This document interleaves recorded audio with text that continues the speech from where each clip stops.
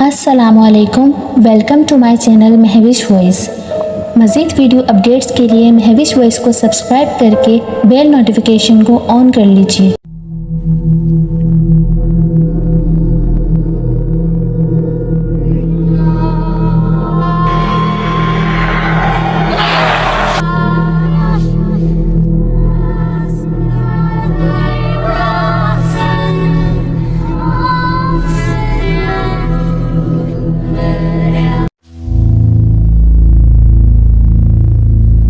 मेरा नाम रानी है। मेरा ताल्लुक एक गांव के एक मामूली और गरीब घराने से है। मेरा बाप एक किसान है और भाई गांव के सौदे सल्फ के लिए कायम की गई वाहिद दुकान पर काम करता है, जिससे उसे चंद पैसे हासिल हो जाते हैं। मेरी माँ और मैं खुद भी वडेरे साईं की हवेली में काम करते हैं। वहाँ पर काम तो बहुत ज्यादा लिया जाता है और मुआवजे के नाम पर या तो बचा खाना मिलता है या फिर ताने, तंज और कोसे। हम गरीब होने की वजह से वडेरे साईं की बीवी के ताने भी सहते रहते हैं। हमारी मजबूरी है वहाँ पे काम करना, लेकिन इसके अलावा गांव में सब हमारे जैसे हैं। हम काम नहीं करेंगे तो जो बचा कुचा खाना मिलता है इससे भी जाएंगे। आज भी मुझे और मेरी माँ को वडेरे साईं की हवेली में कुछ देर हो गई थी, वरना हम मुंह अंधेरे ही आ जाते थे। हमें देखकर वडेरे साईं की बीवी ने कहा, आ गई महारानियाँ। अम्मा ने सर झुकाते हुए कहा, बीबी जी आज हमें थोड़ी सी देर हो गई है। मेरी तबीयत ठीक नहीं थी बीबी जी। वडेरे साईं की बीवी फरजाना ने अम्मा को और मुझे हिकारत से देखा और गुस्से से फनकारते हुए बोली, तुम लोगों की तबीयत अक्सर खराब ही रहती है। बहाने बनाने में तुम नौकरों का कोई भी मुकाबला नहीं कर सकता। आज देर से आने की वजह से शाम तक तुम दोनों को काम करना पड़ेगा। मैंने मुल्तजी नजरों से फरजाना बीबी को देखा और हाथ जोड़ते हुए बोली, फरजाना बीबी, मैं अम्मा की जगह पर काम करने को तैयार हूँ। अम्मा की तबीयत ठीक नहीं है, इनकी जगह मुझे काम पर लगा दें। फरजाना बीबी कुछ देर तक मुझे घूरती रही, फिर उसे न जाने कैसे हम पर रहम आ गया। उसने सख्त लहजे में मुझे मुखातिब करते हुए कहा, ठीक है, तेरी माँ चली जाए, मगर इसकी जगह तुझे सारा काम निपटाना होगा। और एक बात याद रखियो मेरी, मैं जरा पीर साईं की दरगाह पर हाजिरी देने के लिए जा रही हूँ। 1 घंटे में लौट आऊंगी। अगर इस दौरान मुझे अपना कमरा साफ नजर ना आया तो तेरी खाल खींच लूंगी, समझी? मैंने नजरें नीचे करते हुए कहा, जो हुक्म फरजाना बीबी। फरजाना बीबी तेज तेज कदम उठाती हुई हवेली में चली गई। मैंने अम्मा को देखा। अम्मा की आंखों में आंसू दिखाई दे रहे थे। मैंने दुख से अम्मा को देखते हुए कहा, अम्मा क्या हो गया है, तू क्यों रो रही है? अम्मा ने अफसुर्दगी से मुझे देखते हुए कहा, मेरे हिस्से का भी काम तूने अपने सर पर ले लिया है। मैं ठीक हूँ, क्यों खुद पर इतना बोझ डाल रही है? मैंने मोहब्बत भरी नजरों से अम्मा को देखते हुए कहा, अम्मा तुम्हारी तबीयत ठीक नहीं है, सारी रात बुखार रहा है। अब अगर आज भी तुमने आराम नहीं किया तो बुखार तेरी जान नहीं छोड़ेगा। और रही मैं, तो मैं कौन सा पहली बार कोई काम कर रही हूँ जो तुम इतनी फिक्रमंद हो रही हो। अब घर जाओ, जाकर आराम करो, मैं रात को आ जाऊंगी। अम्मा मुझे अल्लाह हाफिज कहती हुई चली गई। मैं फरजाना बीबी के कमरे की तरफ चली गई। फरजाना बीबी तो पीर साईं की दरगाह पर चली गई थी। मैंने कमरे को देखा और बुरा मुंह बनाते हुए बड़बड़ाई, कमरा नहीं कबाड़ खाना बनाकर रखा हुआ है कमरे को। तंग आ गए हैं इस हवेली के मकीनों से, ना जाने कब जान छोड़ेंगे। मैं मुंह ही मुंह में बड़बड़ाती हुई कमरे में बिखरी हुई चीजों को समेटती जा रही थी। मैंने तकरीबन घंटा लगा दिया था कमरा साफ करते हुए। मैं कमरे से बाहर निकली तो सामने अचानक से किसी से जोर से टकराकर गिरते गिरते बची। आने वाले ने मेरा बाजू थाम लिया, वरना लाजमन ही गिर जाती। मैंने खुद को संभालते हुए आने वाले की तरफ देखा। وہ وڈیرے سائی کا اکلوتا سپوت سمیر شاہ تھا۔ وہ بڑے غور سے مجھے دیکھ رہا تھا اور میں اسے پہچان کر ادب سے اس کے سامنے سر جھکائے کھڑی تھی۔ اب وہ کچھ اس طرح سے کھڑا ہو گیا کہ میرے آگے جانے کا راستہ بند ہو گیا۔ اب جب تک وہ آگے سے ہٹتا نہیں تب تک میں نہیں جا سکتی تھی، اس لیے مجبوراً وہیں کھڑی ہو گئی۔ اس نے غور سے میری طرف دیکھتے ہوئے پوچھا، کیا نام ہے تیرا؟ میں نے جھجکتے ہوئے کہا، میرا نام رانی ہے چھوٹے سائیں۔ اس نے سر ہلاتے ہوئے کہا، اچھا ملازمہ ہو، کام کرتی ہو یہاں؟ اس کی بات سن کر دل چاہا کہ کہہ دوں، جناب کوئی ذی حیثیت شخص تو یہاں پر نہیں آ سکتا آپ جیسے لوگوں کی غلامی کرنے۔ ظاہر ہے ملازمہ ہی ہوں، لیکن ایسا کرارا جواب دینے کے بعد کی صورتحال کا بھی اندازہ تھا، اس لیے دھیمی آواز میں اتنا ہی کہہ سکی، جی ہاں سائیں۔ اس نے سمجھنے کے انداز میں سر ہلا دیا اور پھر بولا، تمہارے ماں باپ کیا کرتے ہیں؟ اس کے اس سوال سے مجھے یہ سمجھنے میں دیر نہیں لگی کہ وہ جان بوجھ کر اس گفتگو کو تول دے رہا ہے۔ اندر ہی اندر کھولتے ہوئے میں نے مودبانہ لہجے میں کہا، وہ بھی آپ کے غلام ہیں چھوٹے سائیں۔ میں اب اس کی نظروں سے بے چین ہو رہی تھی، میری چھٹی حس اب خطرے کی گھنٹی بجا رہی تھی۔ چھوٹے سائیں کے گزشتہ کارناموں سے بھی میں بخوبی آگاہ تھی۔ چھوٹا سائیں سمیر شاہ ایک رنگین مزاج اور عیاش نوجوان تھا۔ اس کی عیاشیوں کے قصے زبان زدے عام تھے۔ حویلی میں کام کرنے والی کئی لڑکیاں اس کی ہوس کی بھینٹ چڑھ چکی تھیں اور اب بدنامی کے خوف سے چپ چاپ اپنی قسمت پر سمجھوتا کر کے زندگی گزار رہی تھیں۔ میں نہیں چاہتی تھی کہ میرا بھی وہی حشر ہو جو وہ اس سے پہلے کئی لڑکیوں کا کر چکا تھا، اس لیے میں ہمیشہ اس سے آمنا سامنا کرنے سے کتراتی رہتی تھی۔ مگر آج میری ساری احتیاطیں دھری کی دھری رہ گئیں اور میں اس عیش پرست انسان کے سامنے کھڑی تھی۔ اس نے انگلی سے میرا چہرہ اوپر اٹھایا تو میں نے ناگواری سے اپنا رخ بدل لیا اور وہ میرے اس طرح کے رد عمل پر مسکرایا اور کہنے لگا، سونی تو ہے، تیور بھی خوب ہے تیرا۔ میں نے اپنی نفرت کو بامشکل چھپاتے ہوئے کہا، راستہ دیں چھوٹے سائیں، مجھے باہر جانا ہے۔ جواب میں اس نے ہنستے ہوئے ایک بے حد گھٹیا حرکت کی تو میرا دماغ گھوم گیا۔ میں نے اسے زور سے دھکا دیا۔ وہ شاید میرے اس رد عمل کے لیے تیار نہیں تھا، اس لیے لڑکھڑایا اور میں اس موقع سے فائدہ اٹھاتے ہوئے باہر نکل آئی۔ راہداری میں مجھے فرزانہ بی بی آتے ہوئے ملی تو میں اپنے تاثرات پر قابو پاتے ہوئے رک گئی۔ فرزانہ بی بی نے مجھے دیکھ کر پوچھا، کمرہ ٹھیک کر دیا میرا؟ میں نے ادب سے سر جھکاتے ہوئے کہا، جی بی بی جی، کمرہ صاف کر دیا ہے۔ فرزانہ بی بی نے سر ہلاتے ہوئے کہا، ٹھیک ہے اب جاؤ، باورچی خانے میں جا کر رحیمہ کا ہاتھ بٹاؤ۔ میں نے سر ہلاتے ہوئے کہا، جو حکم بی بی جی۔ میں ایک طرف ہٹ گئی، وہ میرے برابر سے گزر کر آگے چلی گئیں تو میں نے باورچی خانے کا رخ کیا۔ رحیمہ ناٹے قد کی ایک کالی سی خران عورت تھی جو فرزانہ بی بی کی بے حد منہ چڑی ملازمہ تھی۔ اس کے ہاتھ میں قدرتی طور پر ایک ذائقہ تھا، شاید یہی وجہ تھی کہ وہ مالکن کے بہت زیادہ قریب ہونے میں کامیاب ہو گئی تھی۔ وہ بس مالکن کے لیے کھانا بنایا کرتی تھی اور باقی ساری ملازماؤں پر رعب جماتی رہتی تھی، اس لیے اسے کوئی بھی پسند نہیں کرتا تھا۔ اندر ہی اندر سب اس سے نفرت کرتے رہتے تھے مگر اظہار کوئی نہیں کرتا تھا۔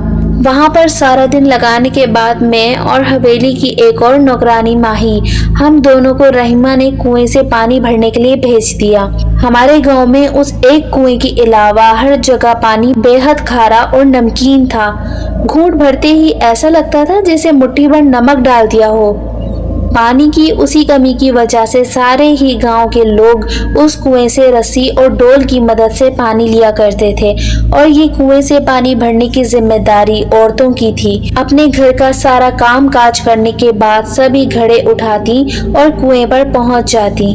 یہاں پر کوئی بھی عورت اکیلی کم ہی نظر آتی تھی، اکثر عورتیں 2-2 یا 3-4 کی ٹولیوں میں آتی جاتی دکھائی دیتی تھیں۔ اس کی وجہ کنویں کے پاس کماد کے کھیت تھے۔ ان کھیتوں میں اکثر جنگلی جانوروں کے جوڑے گھومتے رہتے تھے، اس لیے کوئی بھی لڑکی یہاں پر اکیلی گھومنے کا خطرہ نہیں مول لیتی تھی۔ جسے بھی پانی بھرنا ہوتا وہ کسی کو ساتھ لے کر آتی اور دن کے اجالے میں ہی اپنی ضرورت کے لحاظ سے پانی لے کر چلی جاتی۔ رات کو ان گھنے کھیتوں کی موجودگی میں یہاں پر آنے کا سوال ہی پیدا نہیں ہوتا تھا۔ میں اور ماہی جس وقت پانی لینے یہاں پر آئے تو رات ہونے میں کچھ ہی دیر باقی تھی۔ ماہی نے اپنی رفتار تیز کرتے ہوئے کہا، رانی جلدی چل، اندھیرا ہونے والا ہے، ابھی پانی حویلی پہنچا کر واپس گھر بھی جانا ہے۔ میں بہت تھک چکی تھی، تاہم پھر بھی میں نے اپنی رفتار تیز کرتے ہوئے کہا، چل تو رہی ہوں ماہی، آج تو رحیمہ نے گدھے کی طرح کام کرایا ہے، قسم سے تھکن سے چور ہو گئی ہوں میں۔ ماہی مسکراتے ہوئے بولی، تو تجھ سے کس نے کہا تھا کہ دیر کر کے آؤ، سزا تو تجھے پھر ملنی ہی تھی۔ نہ بی بی جی میں کوئی رحم نظر آتا ہے، نہ اس کی چہیتی رحیمہ میں نے منہ بنا کر کہا، ہاں تو مجھے کون سا شوق ہے ان کے آگے گھسنے کا، وہ تو اماں کی طبیعت خراب تھی اس لیے وہ دیر سے اٹھی، میری بھی آنکھ لگ گئی تھی اس لیے جلدی نہ آ سکی۔ ماہی نے افسوس سے کہا، بس کیا کریں بہن، اپنی تو قسمت میں ہی ان لوگوں کی جھڑکیاں کھانا ہے۔ پہلے ہماری مائیں ان کی باتیں سنتی تھی اور اب ہمیں سننی پڑتی ہیں۔ ماہی کی بات سن کر میں کچھ افسردہ سی ہو گئی، واقعی وہ ٹھیک تو کہہ رہی تھی، ہم لوگ نسل در نسل غلامی ہی تو کاٹ رہے تھے۔ ہم لوگ باتیں کرتے کرتے کنویں کے قریب پہنچ چکے تھے۔ میں نے گھڑا نیچے رکھتے ہوئے کنویں کے قریب جا کر رسی سے بندھا ہوا ڈول کھولا اور پانی نکالنے لگی۔ ماہی نے گھڑوں میں پانی انڈیلا تو میں نے ڈول کو واپس اپنی جگہ رکھا اور ہم حویلی کی طرف چل پڑے۔ پانی پہنچانے کے بعد ہی ہماری جان چھٹی اور ہمیں بی بی جی کی طرف سے واپسی کی اجازت ملی۔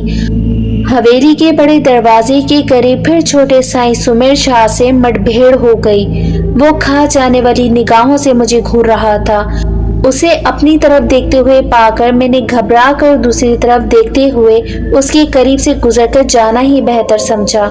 میری بے چینی اور سمیر شاہ کی نظریں ماہی نے بھی محسوس کر لی تھی، اسی لیے حویلی سے باہر نکلتے ہوئے اس نے کہا، رانی کیا بات ہے، تم اتنی پریشان کیوں لگ رہی ہو؟ میں نے اسے ٹالنے کی کوشش کرتے ہوئے کہا، کچھ نہیں ماہی، بات تو کوئی نہیں۔ ماہی نے چلتے چلتے رک کر غور سے مجھے دیکھتے ہوئے پوچھا، اچھا اگر کوئی بات نہیں تھی تو چھوٹا سائیں تمہیں اتنا گھور گھور کر کیوں دیکھ رہا تھا اور اس کے سامنے تمہارے چہرے پر 12 کیوں بج رہے تھے؟ وہ سب کچھ سمجھ گئی تھی، اس لیے اب اسے کچھ چھپانا فضول تھا۔ چنانچہ میں نے اسے صبح ہونے والے واقعے کے متعلق اسے ساری بات بتاتے ہوئے کہا، ماہی میں بہت پریشان ہوں، اگر سمیر شاہ نے میرے دھکا دینے کو اپنی انا کا مسئلہ بنا لیا تو میرا کیا ہوگا؟ ہم تو نہ اس سے لڑ سکتے ہیں نہ ہی اپنا بچاؤ کر سکتے ہیں۔ ماہی بھی یہ سب سن کر پریشان ہو گئی۔ اس نے کہا، تو اب کیا کرو گی تم؟ ان لوگوں کی دشمنی تو بہت بری ہے۔ میں نے ایک ٹھنڈی سانس بھرتے ہوئے کہا، اللہ مالک ہے، دیکھیں آگے کیا ہوتا ہے۔ ہم دونوں کے گھر قریب آ چکے تھے، اس لیے ہم نے ایک دوسرے کو الوداع کہا اور اپنے اپنے گھر کی طرف چل پڑے۔ اماں بے چینی سے میرا انتظار کر رہی تھیں۔ مجھے گھر آتے دیکھ کر انہوں نے سکون کی سانس لی اور کھانا لینے چلی گئیں اور میں سستانے کے لیے تھوڑی دیر کے لیے لیٹ گئی۔ اگلے دن میں اور اماں سویرے ہی گھر سے نکل آئے اور حویلی کی طرف روانہ ہو گئے۔ راستے میں ماہی اور اس کی ماں بھی آتی نظر آئیں۔ ماہی مجھے کچھ پریشان اور بے چین سی نظر آ رہی تھی۔ میں نے ساتھ ساتھ چلتے وقت اس کی کیفیت کو غور سے دیکھا تو مجھے محسوس ہوا کہ کسی وقت ایسا لگتا گویا وہ بہت خوش ہو اور اگلے ہی پل وہ بے چین سی ہو کر اپنے ہاتھوں کی انگلیاں مروڑنے لگتی۔ میں نے اپنی رفتار جان بوجھ کر کچھ کم کر دی۔ میری اماں اور ماہی کی ماں باتیں کرتے ہوئے ذرا آگے چلی گئیں تو میں نے موقع پا کر ماہی سے پوچھ ہی لیا، کیا بات ہے ماہی، تم کچھ پریشان سی نظر آ رہی ہو، سب خیر تو ہے نا؟ وہ ہونٹ کاٹتے ہوئے بولی، رانی کل سے مجھے بہت عجیب سا محسوس ہو رہا ہے، ایسا لگ رہا ہے جیسے کوئی ہر وقت میرے ساتھ ساتھ چل رہا ہو۔ کسی کسی وقت سرگوشی سے سنائی دیتی ہے، جیسے کسی نے مجھے میرا نام لے کر بلایا ہو۔ میں سمجھ نہیں پا رہی ایسا کیوں ہو رہا ہے۔ میں بھی اس کی بات سن کر حیران رہ گئی۔ عجیب باتیں بتا رہی تھی وہ۔ مزید پوچھنے پر اس نے بتایا کہ اس کے ساتھ یہ سب کل سے شروع ہوا ہے۔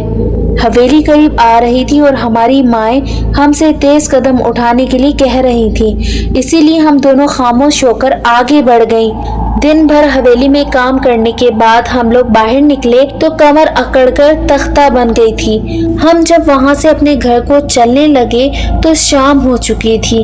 میں ماہی کو اپنے ساتھ لے کر وہاں پر آ گئی جہاں کبھی کبھی ہم سب سکھیاں مل بیٹھ کر باتیں کیا کرتی تھی۔ یہ جگہ گاؤں کے پاس ہی تھی۔ چاروں طرف لہلہاتے کھیت تھے اور بیچ میں ایک اچھا خاصا خالی قطع تھا۔ یہاں پر نیم کے لمبے اور اونچے درخت تھے جن میں رسیوں کے جھولے بندھے ہوئے تھے۔ جب بھی لڑکیوں کا من ہوتا وہ اپنے اپنے گھر سے اجازت لے کر یہاں آ جاتی اور خوب جھولے جھولتی اور باتیں کیا کرتی۔ اس وقت ہم دونوں بھی ان جھولوں میں بیٹھی ہوئی تھیں۔ میں بڑے غور سے ماہی کو دیکھ رہی تھی۔ وہ بالکل کھوئی کھوئی اور گمسم سی لگ رہی تھی۔ میں نے اس کے قریب بیٹھے ہوئے کہا، کیا بات ہے ماہی، تم اتنی پریشان اور کھوئی کھوئی سی کیوں لگ رہی ہو؟ ماہی نے اچانک ہی چونک کر مجھے دیکھا اور بولی، رانی پرسوں سے میری بہت عجیب اور الگ کیفیت تھی۔ پرسوں دوپہر کو میں یہاں ریشم کے ساتھ آئی تو پتہ نہیں کیوں میرے قدم بیری کے درخت کی طرف کیوں اٹھ گئے۔ ریشم تو تھوڑی دیر بعد چلی گئی مگر میں وہیں رہی۔ کچھ دیر بعد ایسا محسوس ہوا جس سے کوئی مجھے آواز دے رہا ہو۔ میں نے بیری کے درخت کی طرف جا کر دیکھا اور میرے قدم وہاں پر جا کر رک گئے کیونکہ میں نے وہاں پر ایک اجنبی نوجوان کو دیکھا۔ وہ اتنا خوبصورت تھا کہ میں پلکیں جھپکائے بنا اسے دیکھتی ہی رہ گئی۔ وہ بہت دیر تک وہاں کھڑا مجھے مسکرا کر دیکھتا رہا، لیکن کچھ دیر بعد وہ اچانک ہی کسی طرف چلا گیا، لیکن میں یہ نہ جان سکی کہ وہ کہاں گیا کیونکہ میں نے اسے جاتے نہیں دیکھا تھا۔ وہ کب اور کہاں چلا گیا مجھے کچھ پتا ہی نہیں چلا۔ ماہی کھوئے کھوئے سے لہجے میں کہتے ہوئے بولی تو میں نے اسے عجیب سی نظروں سے دیکھا۔ گاؤں میں تو سبھی ایک دوسرے کی جان پہچان والے تھے اور اگر کوئی اجنبی آتا تو آدھے گھنٹے کے اندر اندر سب کو پتا چل جاتا، کیونکہ اس چھوٹے سے گاؤں میں کسی کی بھی آمد باقی لوگوں سے چھپی نہیں رہ سکتی تھی۔ پھر وہ کون ہو سکتا تھا، اور وہ بھی اس بیری کے درخت کے قریب؟ میں نے کچھ ہچکچاتے ہوئے کہا، ماہی میری بات مانو تو اس درخت کے قریب نہ جاؤ، اس کے بارے میں پتہ نہیں کیا کیا کچھ سن رکھا ہے۔ یہ درخت قدرتی طور پر اس طرح اگے ہوئے تھے کہ چاروں طرف ایک دوسرے سے مل گئے تھے اور بیچ میں خالی جگہ بنی ہوئی تھی۔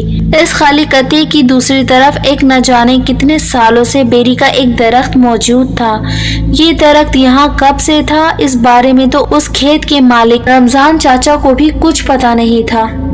وہ بس سینہ بہ سینہ چلی آ رہی ایک روایت کے بارے میں بتاتے تھے کہ یہ درخت والی زمین دراصل 3 بھائیوں کی ملکیت تھی جو رمضان چاچا کے بزرگ تھے۔ ایک دن تینوں بھائی کھیت میں ہل چلانے کے بعد تھک کر درخت تلے بیٹھ گئے اور تھوڑی دیر بیٹھ کر سانس لینے کے بعد کھانا کھانے بیٹھ گئے۔ ابھی وہ کھانا ہی کھا رہے تھے کہ ایک فقیر آیا اور اس نے صدا لگاتے ہوئے روٹی مانگی۔ بڑے دونوں بھائیوں نے فقیر کو جھڑک دیا تو وہ بیچارہ اپنا سا منہ لے کر آگے کو چل دیا۔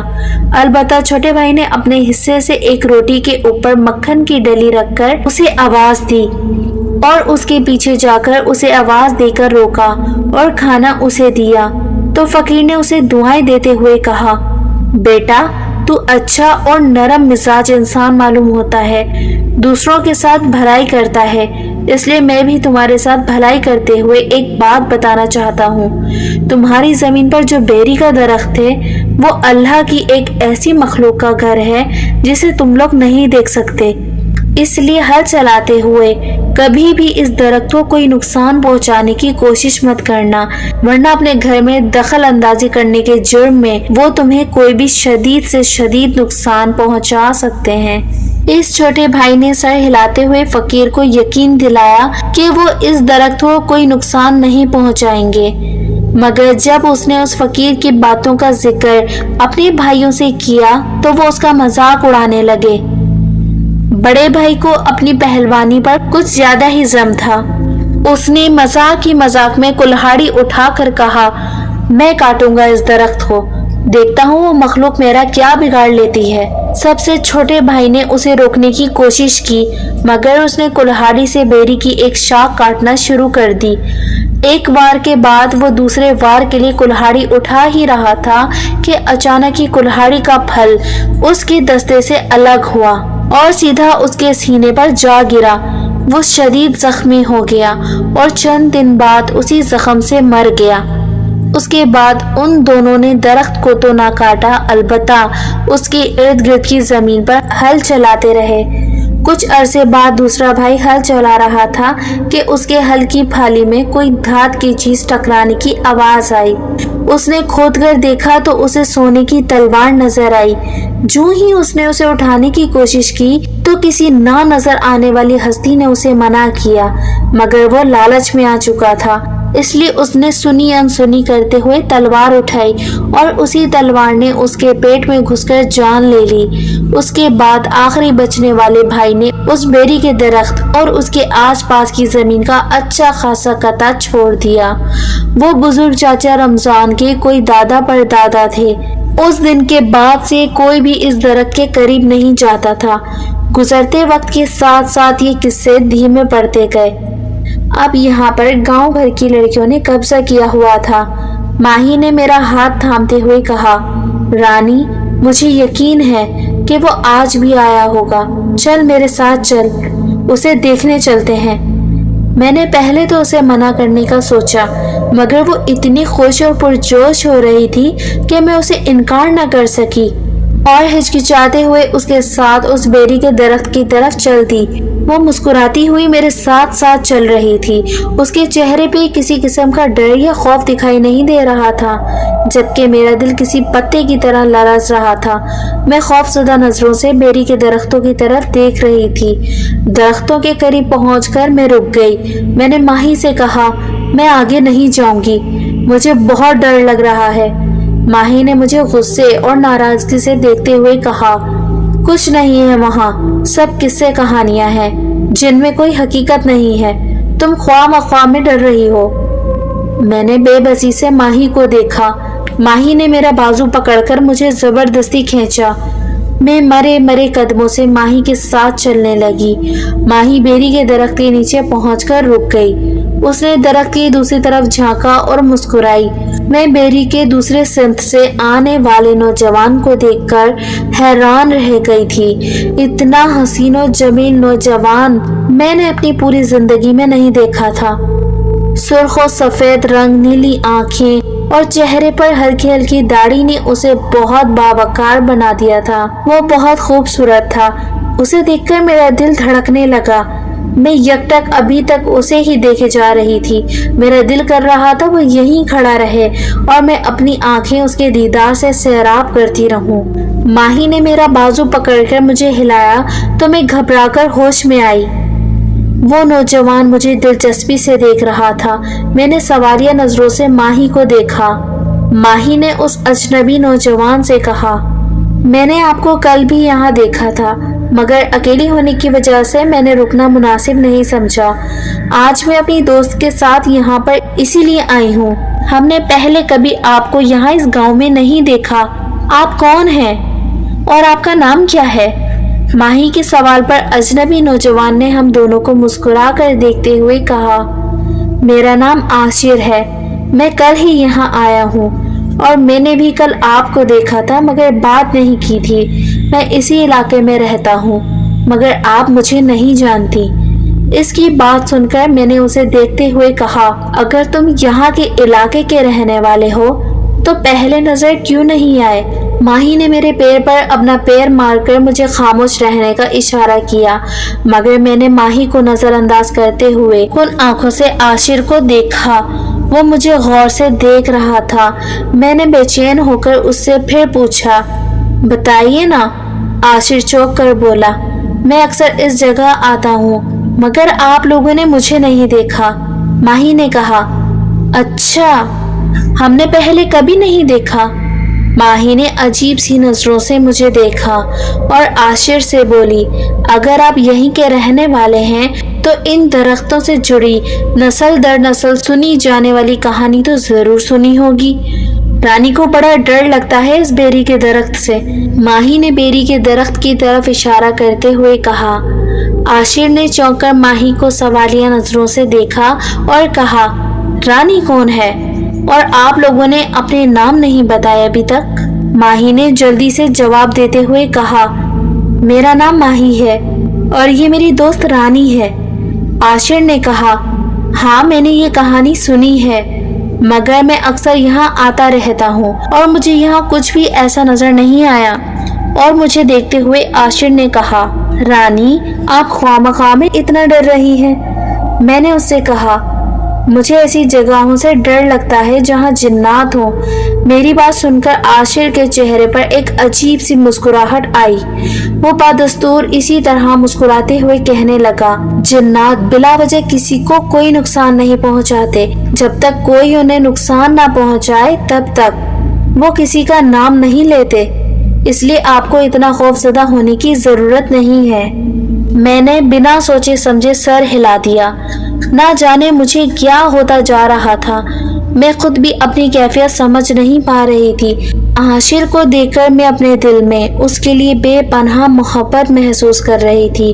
رانی نے مجھے جتاتی نظروں سے دیکھا، گویا وہ نظروں ہی نظروں میں کہہ رہی ہو کہ دیکھا میری بات سچ نکلی نا، تم ویسے ہی ڈر رہی تھی۔ عاشر نے مسکرا کر ہمیں اللہ حافظ کہا اور بیری کے درخت کی دوسری طرف سے جانے لگا۔ اسے جاتے دیکھ کر ہم بھی گاؤں کی طرف جانے والے راستے پر چلنے لگے۔ ماہی کے لبوں پر بار بار مسکان آ رہی تھی، وہ بات بے بات ہنس رہی تھی اور میں گمسم سی اس کی باتوں کا جواب ہوں ہاں میں دیتی جا رہی تھی۔ ماہی نے ہنستے ہوئے کہا، میں نے کہا تھا ادھر ایسا کچھ نہیں ہے، تم ویسے ہی ڈر رہی تھی۔ اس کی بات سن کر میں نے خاموشی سے سر ہلا دیا۔ اس رات نیند میری آنکھوں سے روٹ گئی۔ ماہی کی حالت دیکھ کر میں نے اندازہ لگا لیا تھا کہ وہ اس پر اسرار اجنبی کی محبت میں گرفتار ہو گئی تھی اور خود میرا بھی یہی حال تھا۔ میں جب سے آئی تھی گمسم سی اسی کے بارے میں سوچے جا رہی تھی، لیکن میں نے خود پر جبر کرتے ہوئے بڑی مشکل سے ماہی سے یہ بات چھپا رکھی تھی۔ دوسری طرف عاشر کی باتوں سے بھی کچھ اندازہ نہیں ہوتا تھا کہ وہ ماہی کو پسند کرتا ہے یا نہیں۔ دل کی بے چینی بڑھی تو میں بستر سے اٹھ کر کھڑی ہو گئی۔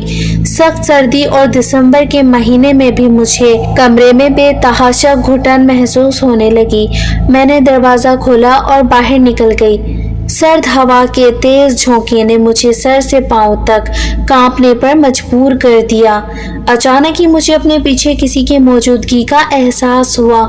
میں گھبرا کر پلٹی، مگر کوئی بھی نظر نہیں آیا۔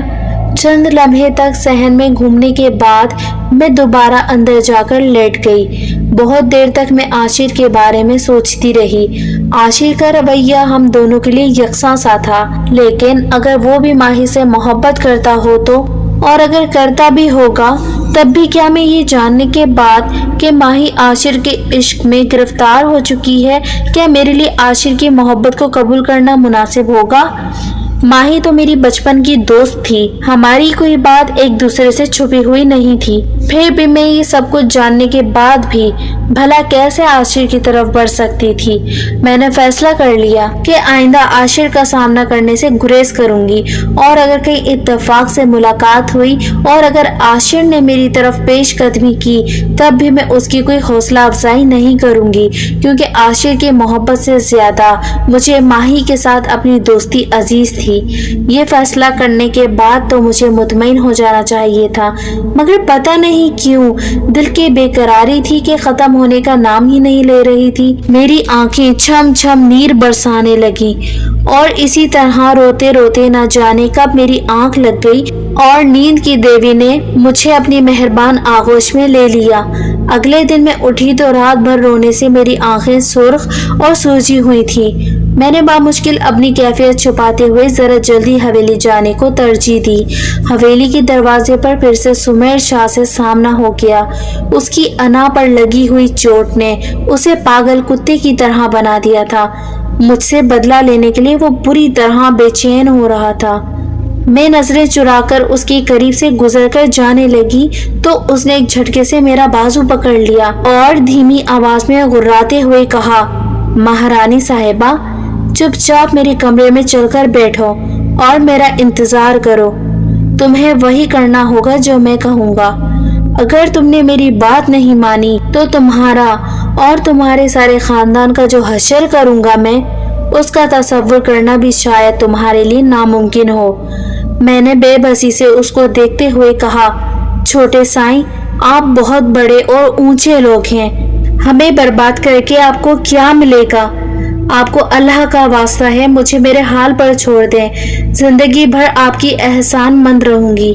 سمیر شاہ نے حقارت سے مجھے دیکھا اور طنزیہ انداز میں مسکراتے ہوئے بولا، تم کیا سمجھتی ہو میں تمہارے عشق میں مرا جا رہا ہوں؟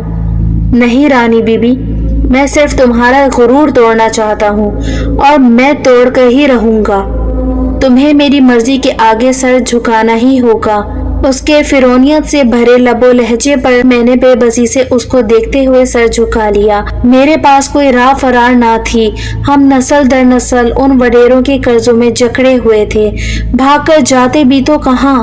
میری خاموشی کو میری ہاں سمجھتے ہوئے اس نے ایک جھٹکے سے میرا بازو چھوڑ دیا اور یہ کہتا ہوا باہر چلا گیا کہ میں تھوڑی دیر میں آ جاؤں گا۔ اگر آج میرے حکم کی تعمیل نہ کی میں زندگی عذاب بنا دوں گا تمہاری۔ اسے یقین تھا کہ میں اس کے حکم کے آگے کوئی چوں چرا نہیں کروں گی۔ تھوڑی دیر تک ماہی بھی آ گئی۔ وہ ایک بار پھر پریشان اور سراسیمہ سی نظر آ رہی تھی۔ میں نے اس سے پوچھا تو اس نے بتایا، رانی، رحیمہ کا بیٹا دینو مجھے راستے میں ملا تھا۔ وہ بہت دنوں سے میرے آگے پیچھے پھر رہا تھا۔ آج اس نے مجھ سے اظہار محبت کرتے ہوئے مجھے اکیلے میں ملنے کو کہا تو مجھے شدید غصہ آ گیا۔ میں نے اسے تھپڑ مار دیا، جس پر وہ مجھے سنگین نتائج کی دھمکیاں دیتے ہوئے چلا گیا۔ میری ذہنی حالت اتنی بری طرح سے منتشر تھی کہ میں اس کی بات سن کر بس خالی خالی سی نظروں سے اسے دیکھتی رہ گئی۔ مجھ سے اتنا بھی نہ ہوا کہ میں اسے کوئی تسلی، کوئی دلاسے کا حرف ہی کہہ سکوں۔ میں بس خاموشی سے اسے دیکھتی رہی۔ مجھ سے مایوس ہو کر وہ کپڑوں کا ڈھیر اٹھا کر طے کرنے کے لیے چلی گئی۔ میں خالی ذہنی کے علم میں سارا کام کرتی رہی۔ میرے ذہن میں بار بار سمیر شاہ کی دھمکی گونجنے لگتی۔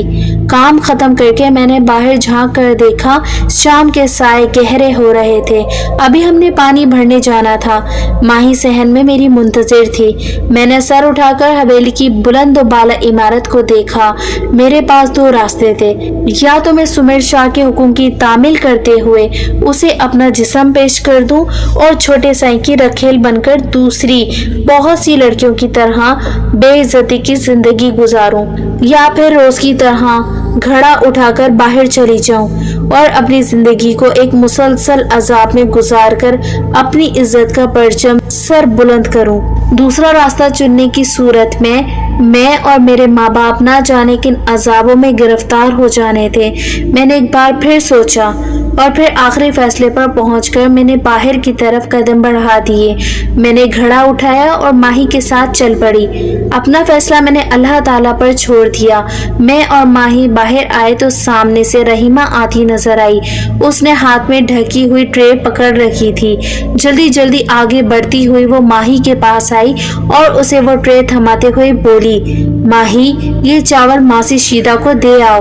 شیدہ عرصے تک حویلی میں کام کرتی رہی تھی اور اب بڑھاپے کے باعث گھر تک ہی محدود رہ گئی تھی۔ اس کی بات سن کر ماہی نے کہا، لیکن میں اور رانی تو پانی بھرنے جا رہی ہیں۔ رحیمہ نے کہا، ارے تو کیا ہوا؟ رانی جب تک کنویں سے پانی بھرے گی تب تک تو شیدہ کو یہ دے کر بھی آ جائے گی۔ شاباشے، جلدی سے دوڑ کر دیا۔ ماہی نے بادل نخواستہ ٹرے تھام لی۔ میں نے اس سے بھی گھڑے لے لیے اور کہا، جلدی آنا ماہی، میں جب تک گھڑے بھر کر رکھ دوں گی، پھر مل کر چلے آئیں گے۔ माही सर हिलाकर आगे चली गई। मासी शीदा का घर कुएं से दाईं तरफ था। मैंने कुएं का रुख कर लिया। जल्दी ही मैं कुएं पर पहुंच गई और घड़ी रखकर माही का इंतजार करने लगी। कुएं पर बैठे बैठे मुझे न जाने कितनी देर हो गई थी, मगर मुझे कोई नजर नहीं आया। मैं पिछले 2 घंटे से उसका इंतजार कर करके तंग आ गई थी।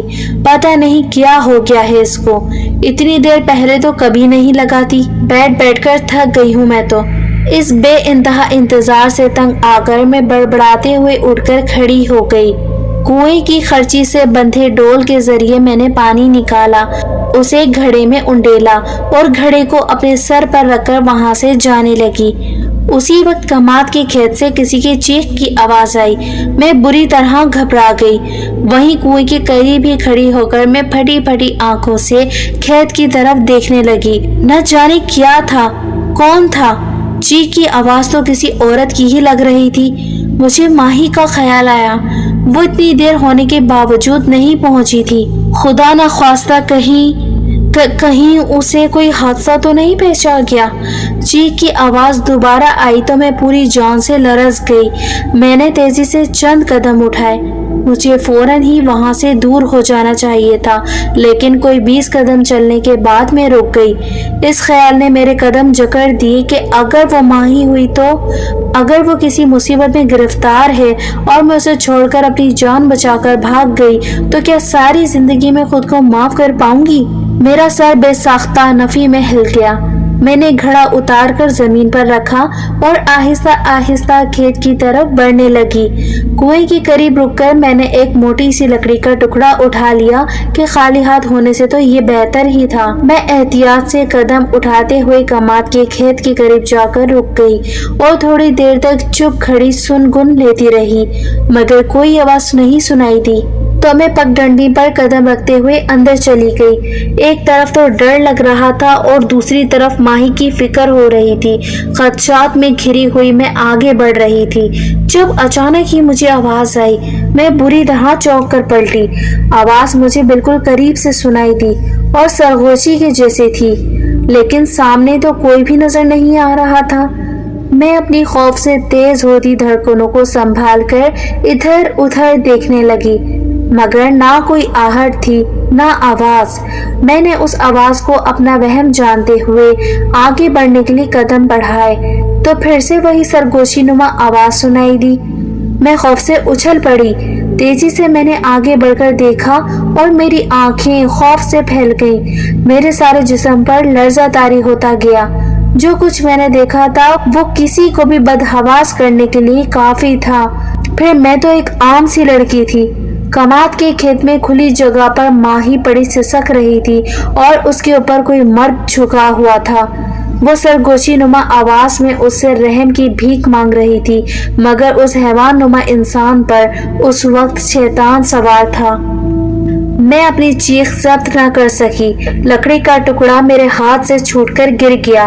मेरे चीखने पर उस शख्स ने तेजी से सर उठाया। शाम के झटपटे में भी मैंने उसे पहचान लिया था। वो दीनू था, रहीमा का बेटा। दीनू मेरी तरफ लपका तो माही को भी मौका मिल गया। वो इस पर झपटी तो दीनू ने उसे जोर से धक्का दिया। माही लड़खड़ा कर गिरी और साकित हो गई। मैंने दीनू को खुद पर झपटते हुए देखा तो लकड़ी उठाने की कोशिश की, मगर वो मुझसे तेज और ताकतवर था। उसने मेरी गर्दन दबोच ली और मेरा गला दबाने लगा। मुझे अपनी मौत आंखों के सामने नाचती हुई नजर आई। इससे पहले कि मैं होशो हवास खो देती, अचानक ही मेरी गर्दन पर से दीनू के हाथों की गिरफ्त खत्म हो गई। मैंने उसे हवा में बुलंद होकर जमीन पर गिरते देखा, मगर उसे खींचने वाला कौन था ये मैं नहीं देख सकी। मैं खांसते हुए अपना गला सहलाने लगी। दीनू फटी फटी आंखों से आसपास देख रहा था। अचानक ही उसकी आंखें फट पड़ी, जबान बाहर लटक आई, गर्दन के पट्टे खिंच गए और चेहरा तकलीफ से सियाह पड़ने लगा। चंद लम्हे तक तड़पने के बाद वो ठंडा पड़ गया। मैं दम्बखुद सी ये सब देखती रही, फिर आहिस्ता आहिस्ता सरकती हुई माही के करीब आई और उसे होश में लाने की कोशिश करने लगी। माही, माही उठो, उठ जाओ माही। میں نے اسے جھنجھوڑتے ہوئے ہوش میں لانے کی کوشش کی تو اس کی گردن بے جان انداز میں ایک طرف ڈھلک گئی اور تبھی مجھ پر یہ اذیت ناک انکشاف ہوا کہ ماہی تو مر چکی تھی۔ جب دینوں نے اسے دھکا دیا تھا تب ہی وہ کچھ اس طرح سے گری تھی کہ اس کی گردن کی ہڈی ٹوٹ گئی تھی اور شاید وہ اگلا سانس بھی نہ لے سکی۔ تب ہی میں نے محسوس کیا کہ میرے سامنے کوئی اور بھی ہیبلے جیسی ہستی بیٹھی تھی۔ وہ عاشر تھا جو ماہی کو ہوش میں لانے کی کوشش کر رہا تھا۔ اس کی آنکھوں سے آنسو بہہ رہے تھے۔ عاشر کا جسم اس وقت کسی شیشے کی طرح لگ رہا تھا جس میں سے آر پار نظر آ رہا تھا۔ میں خالی نظروں سے عاشر کو دیکھتی رہی، پھر وہ مایوس ہو کر اٹھ کھڑا ہوا۔ اس نے روتے ہوئے آسمان کی طرف دیکھا اور کہا، یا اللہ، ہم جنات کو تو نے ہر طاقت دی، کاش کسی مردے کو زندہ کرنے کی طاقت بھی دے دیتا۔ میں گمسم سی بیٹھی اسے دیکھتی رہی۔ اس دن ماہی مر گئی تھی اور شاید اس کے ساتھ ساتھ عاشر کی ماہی سے محبت نے بھی دم توڑ دیا تھا۔ جو ہوا تھا اس میں عاشر کا کوئی قصور نہیں تھا، بس وہ دیر سے پہنچا تھا۔ اس نے مجھے بچا لیا تھا مگر ماہی مر گئی تھی۔ البتہ اس کے قاتل دینو اور اس کی مددگار رحیمہ کو بھی اس نے نہیں بخشا تھا، اور چند دن بعد سمیع شاہ کی گاڑی بھی ایک پراسرار حادثے کا شکار ہو گئی۔ جو کچھ ہوا تھا میں نے ماہی کے گھر والوں کو صاف صاف بتا دیا تھا۔ دینو کی لاش کو دیکھنے کے بعد میری بات پر سب کو یقین آ گیا۔ عاشر مجھے اس کے بعد کبھی نظر نہیں آیا۔ میں نے کئی بار بیری کے درخت کے قریب اس کا انتظار کیا، اسے آوازیں دی، مگر وہ دوبارہ کبھی کہیں نظر نہیں آیا۔ ہاں، البتہ ماہی کی قبر پر روز کہیں سے پھول آ کر گرتے ہیں اور رات کو کوئی دیا جلا کر چلا جاتا ہے، چلا جاتا ہے، چلا جاتا ہے، چلا جاتا ہے، چلا جاتا ہے، چلا جاتا ہے۔